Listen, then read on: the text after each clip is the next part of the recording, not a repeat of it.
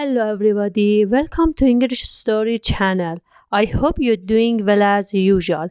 The name of this story is Secret of All Triumphs. Part 2. He had 2 healthy legs and wanted to use them. He kept running and chasing his dreams. He broke records at his high school and Kansas University for the fastest mile. And then in February 1934, he ran to world's fastest indoor mile in Madison Square Garden. In 4 minutes and 8 seconds, Glenn proved that determination and perseverance are everything. In later life, Glenn would teach children the secret to his success. He told them, belief influences action and action influences belief. Act as if it were impossible to fail.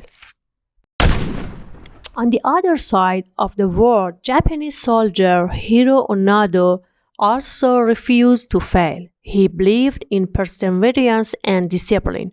He believed in following orders, and he believed in carrying out his duty. When Japan surrendered on September 2, 1945, it marked the end of World War II. Not knowing the war was over, Onoda spent another 29 years in the jungle. When the global conflict ended, Onoda was on Lobang Island with 3 other soldiers. They had orders to never surrender. They vowed to obey with honor. The 4 military men continued to wage war.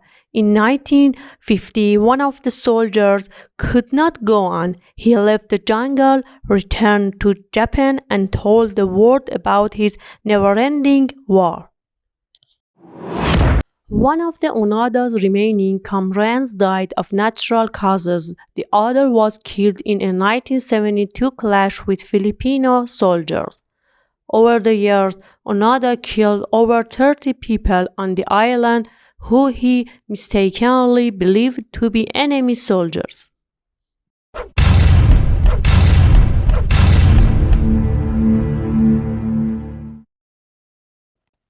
For nearly 3 decades, the loyal soldier refused to believe the war had ended.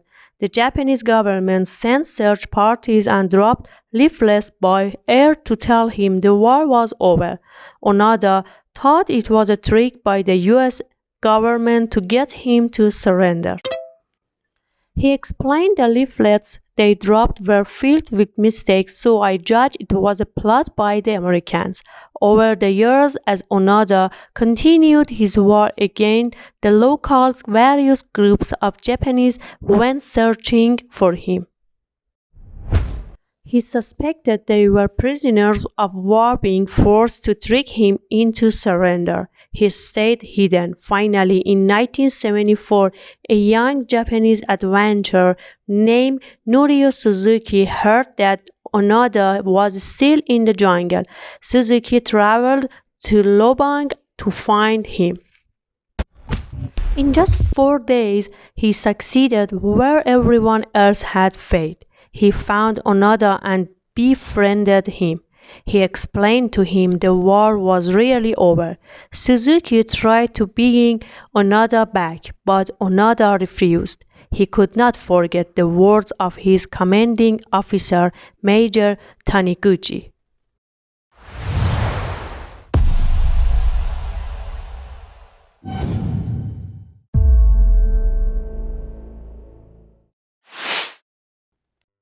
He said it may take 3 years, it may take 5, but whatever happens, we've come back for you. Suzuki knew that Taniguchi was the only one who could reason with Onoda, so he tracked him down.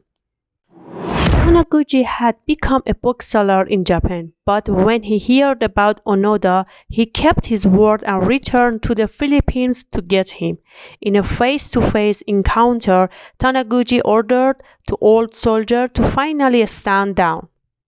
With his uniform in tatters and tears in his eyes, Onoda obeyed.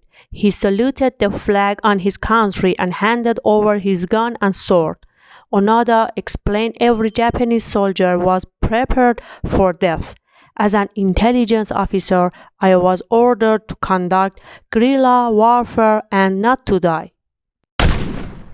I became an officer and I received an order. If I could not carry it out, I would feel shame. Onoda was pardoned by the Philippine government, but many of the local people in Lubang could not forgive him. His blind obedience to military orders and loyalty to his country resulted in the needless death of their friends and family members. Onoda returned to Japan and was given a hero's welcome. However, he struggled to settle back in the country he had sacrificed over 3 decades of his life for. He believed that post-World War II Japan had taken a turn for the worse. The values of his homeland were no longer his values. Onoda then moved to Brazil and became a farmer. In 1984, he returned to Japan and opened several nature survival camps for children. Onoda died in 2014.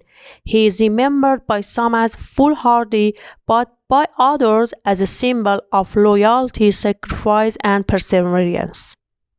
If you enjoyed this story, please don't forget to click subscribe. See you in next story. Bye.